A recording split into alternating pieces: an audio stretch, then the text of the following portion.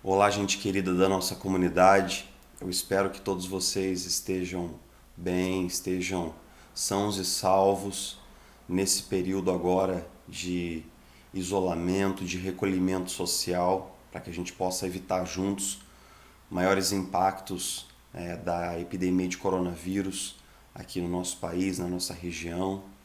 E nós do Conselho estamos bastante conscientes da dificuldade desse momento, não só porque a gente não tem podido realizar nossos encontros de grande grupo e de pequeno grupo, mas também porque a enxurrada de notícias a cada minuto agrava em nós esse sentimento de ansiedade, de instabilidade, de incerteza, e é tendo em vista esse cenário que nós vamos compartilhar nos próximos dias, todos os dias, uma pequena palavra bíblica com você.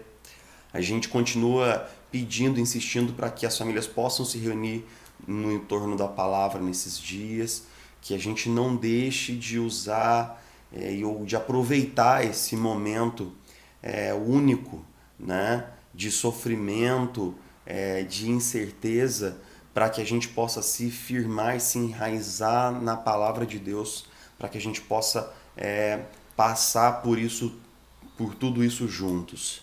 Mas o nosso desejo é a cada dia, ao longo desses próximos dias, compartilhar uma breve palavra com o seu coração. E eu gostaria de começar esse tempo nosso juntos nessa caminhada, nessa jornada, me lembrando de uma história que aconteceu comigo pessoalmente no ano de 2021, no ano de 2001, quando eu estava no final do ensino médio e eu fazia um curso técnico em eletrônica e a gente tinha aulas de manhã e à tarde. E a gente teve aula na manhã, naquele dia, e quando a gente chegou em casa para almoçar e para poder voltar para a aula da tarde, nós soubemos que todos os eventos do ataque terrorista ao World Trade Center tinham se desenvolvido no final daquela manhã e eram tema de todos os noticiários no país e no globo. As imagens dos aviões se chocando contra as torres, todo aquele sentimento de choque, de perplexidade, mas também de grande medo, de grande incerteza. Quando a gente voltou para o segundo horário, que começava às 14 horas, ia mais ou menos até 17, os colegas que sabiam ali que eu era cristão se apinharam à minha volta, a gente não teve aula, e eles me perguntavam, e agora? O que vai ser agora? O que vai acontecer? Né? Para onde que vai tudo isso? Para onde todos esses fatos vão concorrer? Será que a gente vai ver uma terceira guerra mundial? O que será que vai acontecer? Eu sinto hoje que naquela época eu não estivesse vivendo o melhor momento da minha caminhada com Jesus e infelizmente eu sinto hoje olhando para trás que eu perdi aquele momento. Mas eu sinto que nós vivemos um cenário muito semelhante hoje. As pessoas estão sensibilizadas, elas estão se perguntando para onde tudo isso vai. A gente está só vendo ainda os primeiros movimentos de como essa pandemia global poderá impactar a economia, a liderança, a política e todo o nosso jeito de pensar e de fazer a sociedade para os próximos anos. E isso nos confronta com um ambiente de muita incerteza, de muita insegurança. Talvez o ponto positivo disso tudo é que quando alguma coisa dessa gravidade acontece, dessa envergadura acontece, as pressões da rotina elas são obliteradas, elas são canceladas e todas aquelas perguntas que estão no fundo, que estão depositadas lá no fundo da nossa experiência diária, elas vêm à tona. Aquelas perguntas com as quais nós não gostamos de lidar muito, que é para onde nós estamos indo? Qual é o sentido de todas essas coisas que estão acontecendo e que começam a colocar outras perguntas na esteira, como, por exemplo, de onde nós viemos, né? Se nós nos perguntamos para onde estamos indo, também é muito lógico que nós possamos nos perguntar de onde nós viemos. Todas essas perguntas, elas nos estrangulam pela ansiedade, pelo medo, pela incerteza. Mas ao mesmo tempo também elas criam um ambiente em que algumas reflexões possam crescer. Reflexões e orações e percepções que talvez não nos venham de outra maneira, senão nos tempos de crise.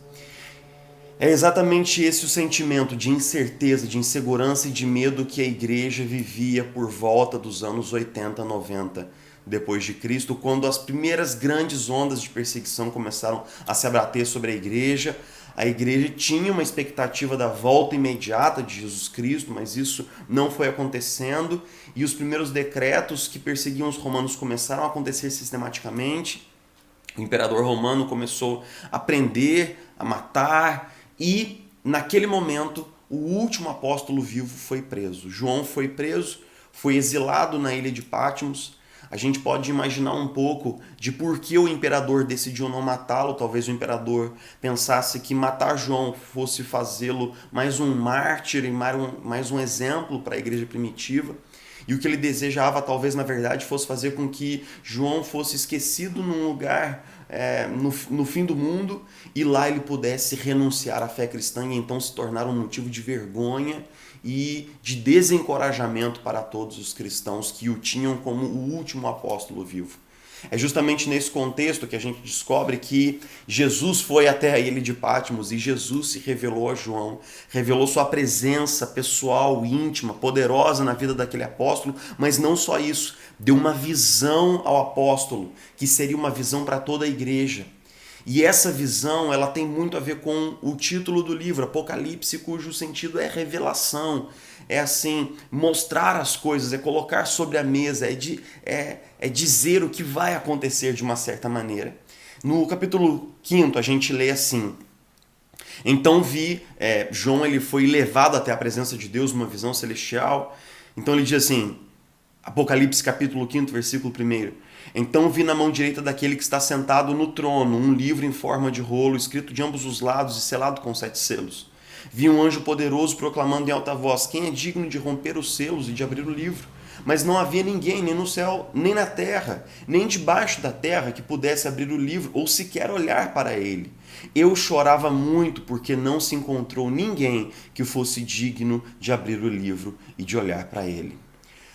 Quando nós lemos essa narrativa, nós descobrimos de alguma maneira que João sabia intuitivamente que esse livro continha o desenrolar dos fatos futuros a respeito da vida da igreja e os fatos futuros a respeito da criação. Para ele era importante saber o que estava no livro, para que ele pudesse transmitir uma mensagem de paz, uma mensagem de esperança ao coração das igrejas e dos cristãos que estavam sofrendo. E por isso ele chora copiosamente quando não é encontrado ninguém que possa receber esse livro, que está selado. Esse livro está na mão daquele que está sentado no trono, ou seja, esse livro está na mão do próprio Deus. Esse livro está na mão do próprio Deus, ele está selado, ele está protegido, ele está bloqueado. A gente entenderia bem essa linguagem, bloqueado. E então o apóstolo João chora porque não há ninguém digno de abrir o livro. Talvez esse seja exatamente o seu momento também. Esse momento em que você chora por não saber ou por não conseguir ver quais serão os desdobramentos futuros dessa pandemia, do impacto na economia, da alta do dólar, da queda da bolsa, dos empregos que nós sabemos que vão desaparecer com essa crise econômica, de todos os profissionais autônomos que estão por aí e que dependem de pessoas nas ruas e as pessoas não estão saindo das ruas e talvez haja um risco, se nós não nos conscientizarmos, haja um risco de um desabastecimento. Tudo isso pode estar espremendo o nosso coração agora, pode estar compactando o nosso coração. E assim como João estava sendo perseguido, estava sofrendo também pela igreja que estava sendo perseguida, talvez o nosso coração esteja espremido dentro desse momento de ansiedade. Talvez a nossa alma esteja sufocada com tantas notícias todo dia, ao longo desses últimos dias, sobre o coronavírus e uma enxurrada de notícias ruins. Talvez nós estejamos assim, num estado de ansiedade brutal, esperando que alguma coisa, alguma luz, algum facho de esperança venha sobre nós e que talvez a gente pudesse ter um discernimento, uma ideia de como o futuro vai se delinear, e tudo isso se abate sobre nós.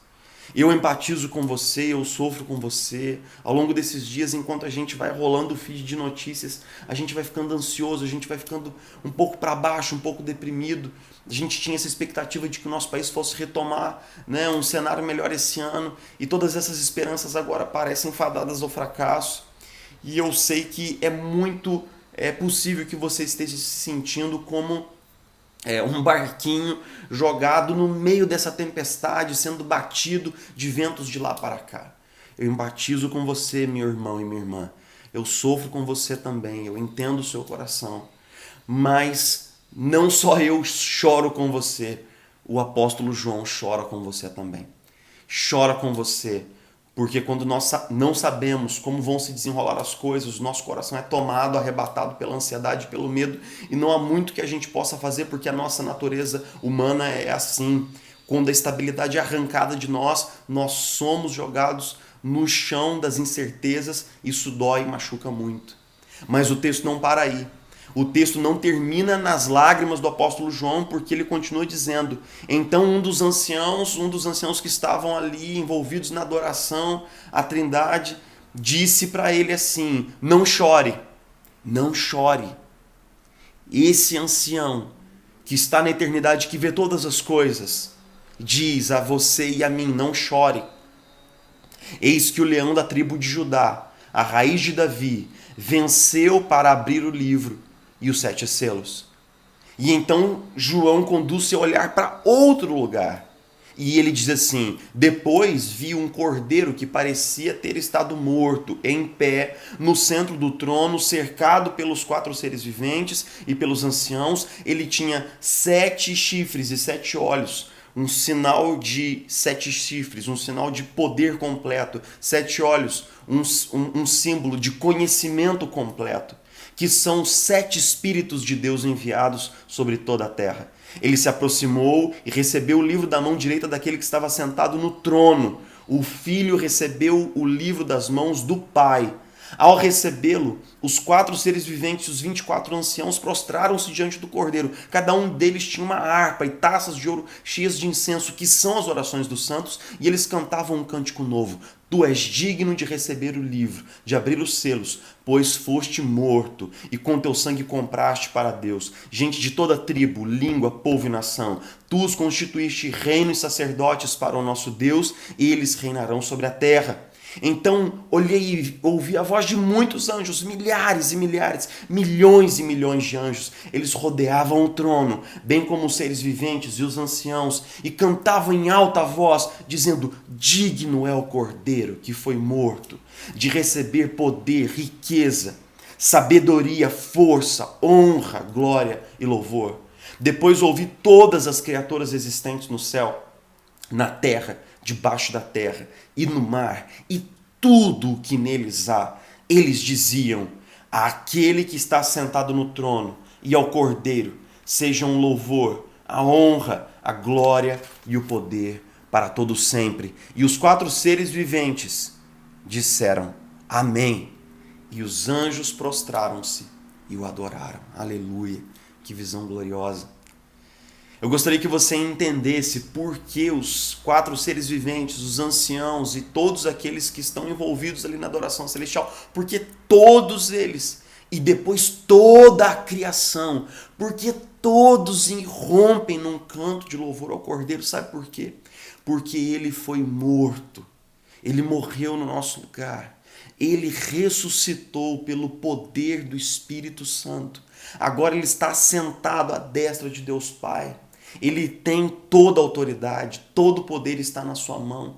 Ele tem autoridade para quebrar os selos, abrir o livro e revelar assim a sua soberania sobre a história.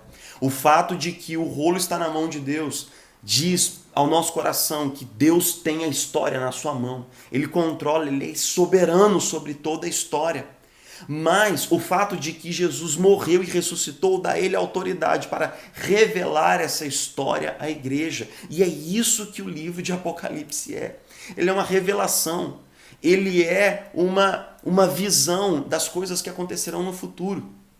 E embora o livro de Apocalipse tenha uma interpretação polêmica e os símbolos sejam talvez um pouco escorregadios na sua interpretação, o fato inegável que nós vemos revelado no tecido do livro de Apocalipse, do capítulo 5 para frente, é o seguinte: Deus está no controle da história. A igreja há de passar sempre, em todos os tempos, por ondas de perseguição, por ondas de sofrimento, por ondas de ostracismo. Nós, cristãos, haveremos sim de sermos representantes de Jesus aqui na terra, e ele nos disse: se perseguiram o mestre, perseguirão também os discípulos, porque não há servo que seja maior do que o seu Senhor. Então Jesus já havia nos dito que nós deveríamos estar preparados para o sofrimento e para a perseguição. Ele nos disse, no entanto, tenham bom ânimo, tenham esperança, tenham o coração tranquilizado, porque eu venci o mundo. E dessa maneira Jesus nos garante que está conosco. Ele nos disse: toda autoridade me foi dada nos céus, na terra. Então vão como minhas testemunhas, batizem as pessoas no nome do Pai, do Filho e do Espírito Santo. Eu estarei com você por todos os dias até a consumação dos tempos. Então Jesus nos mostra no livro do Apocalipse que nós passaremos por tempos de sofrimento.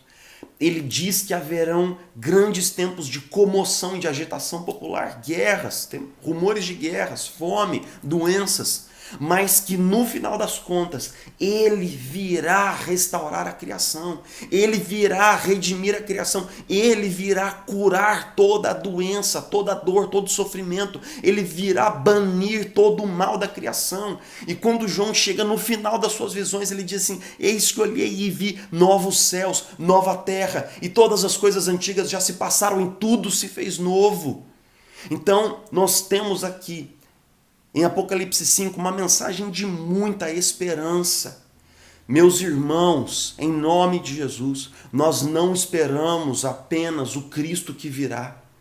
A esperança cristã não é apenas esperar a volta de Jesus, mas é viver hoje, é viver no agora, com a tenacidade, com a força, com a perseverança, com a serenidade, com a paz que essa esperança nos garante. Essa esperança, que é uma esperança no futuro, ela modifica a maneira como nós lidamos com o presente, porque nós sabemos que independentemente de como os fatos vão se desenrolar, todos eles estão na mão de Deus. Nós sabemos que independente de como as coisas vão acontecer, todas essas coisas estão ajuntadas sob a soberania daquele que governa todas as coisas. Nós sabemos que independente de como as coisas vão acontecer, tudo está sob a autoridade de Jesus, o nosso Senhor e o nosso Salvador. E eu te garanto, aquele que pode fazer o maior, que é conduzir a história e levar todos os eventos para a consumação dos tempos e para a volta de Jesus, aquele que pode fazer o maior, que é controlar a história, que é governar a história, ele pode fazer o menor, que é abençoar a sua história, a sua vida no meio de tudo isso. Eu te garanto, não na minha autoridade, nem na minha palavra, mas na palavra de Deus, eu te garanto. Deus, o seu Pai, não se esqueceu de você. Deus, o seu Pai, não se esqueceu de você. Ele sabe o que você tem vivido nesses tempos. Ele sabe o que tem perpassado o seu coração. Ele conhece os temores que habitam a sua alma. E eu te digo, sem demora, sem delonga e sem hesitação, o Senhor tem uma história com você. O Senhor tem um plano com você. Ele não vai te deixar à deriva no meio disso tudo. Meu irmão, tranquilize o seu coração com a esperança que nós temos no Cordeiro, que foi morto, reviveu e então está sentado no trono do universo, governando soberanamente toda a história. Eu quero te garantir em nome de Jesus, que o Senhor há de cuidar de você, de mim, de nós, da sua igreja e de toda a criação nesse período. E como eu posso saber? Como eu posso saber? A gente precisa saber que o mais difícil já foi feito e que o mais importante já foi feito. E o que era mais difícil, senão fazer com que eu, um pecador, tão gravemente pecador, pudesse ser redimido e salvo, apesar dos meus muitos pecados e da minha natureza corrompida. Porque eu sei que Jesus fez o mais difícil, que é me redimir, me salvar, me transformar, eu creio que Ele pode fazer aquilo que é sumamente mais fácil, que é cuidar de mim, da minha família, do meu casamento, no meio de todo esse caos. Jesus Cristo morreu na cruz por você, para que todos os seus pecados fossem perdoados, para que você fosse salvo, redimido, para que você fosse transformado. E esse é o maior evento da nossa história. A cruz não divide apenas a história, mas todos os eventos da história convergem para a cruz. A cruz não divide apenas os anos em antes ou depois de Cristo, mas a cruz de Cristo, ela transforma a minha vida, muda o rumo da minha história pessoal e todos os eventos de todos os tempos, de todos os lugares, convergem para aquele lugar maravilhoso no qual o Filho de Deus morreu no seu lugar para nos dar esperança. E é isso que eu peço, clamo, insisto com você, para que você se aposse hoje em nome de Jesus, para que você se aposse da esperança que nós temos em Cristo Jesus. Cristo Jesus, o Cordeiro de Deus, está sentado num lugar de glória. Ele tem o livro nas suas mãos. Ele já quebrou os selos, já nos mostrou que, de fato, nós podemos esperar tempos difíceis, mas que tudo isso será consumado no seu retorno glorioso. E nós estaremos com Ele pelos séculos dos séculos. Se você ainda não tem essa convicção de que você está em Cristo agora e de que estará com Cristo no futuro, eu convido você a orar comigo nessa hora, dizendo: Senhor, em nome de Jesus, que as palavras de vida e esperança da Sagrada Escritura possam se tornar reais na minha vida, à medida em que eu creio em Jesus Cristo como meu único e suficiente Senhor e Salvador. Eu oro mesmo pedindo: Jesus, entra na minha vida agora, entra na minha história.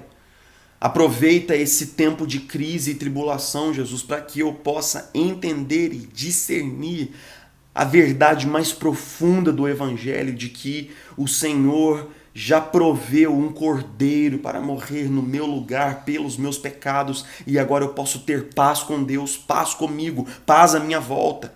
E que o Evangelho mudou a minha história, não apenas agora, nos próximos anos, mas mudou a minha história para sempre, por toda a eternidade. Aleluia. Obrigado, Senhor. Obrigado por tudo que o Senhor tem feito na nossa vida, na nossa comunidade. Nós oramos pedindo: Senhor, ajunta espiritualmente, compacta espiritualmente a nossa comunidade e faz com que nós possamos estar fortalecidos nesse tempo. Nós oramos assim de todo o coração, não da boca para fora, mas de todo o coração. Nós oramos assim, Senhor, em nome de Jesus. Amém. Amém. Meu querido, Deus te abençoe. Muito bom poder falar com você. A gente se vê de novo amanhã. Um abraço.